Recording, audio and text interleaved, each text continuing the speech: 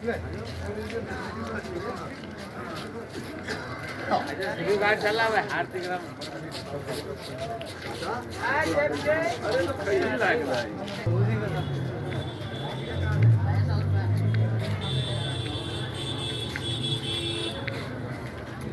ನೀವು ಇಲ್ಲಿ ನೋಡ್ತಾ ಇದ್ರೆ ಎಲ್ಲ ಕಡೆ ಆಲ್ಮೋಸ್ಟ್ ಎಲ್ಲ ದೇವಸ್ಥಾನ ಇದ್ದಾವೆ ಶ್ರೀರಾಮಚಂದ್ರ ಅವರಿಗೆ ಸಂಬಂಧಪಟ್ಟಂಥದ್ದು.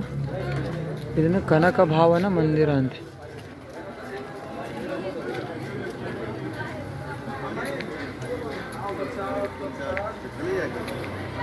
ನೀವು ಅಲ್ಲಿಂದ ಬರಬೇಕಾದ್ರೆ ಮಂದಿರಕ್ಕೆ ನಡ್ಕೊಂಡು ಬರಬೇಕಾದ್ರೆ 1 ಅವರ್ ಆಗ್ತದೆ ನಿಮಗೆ.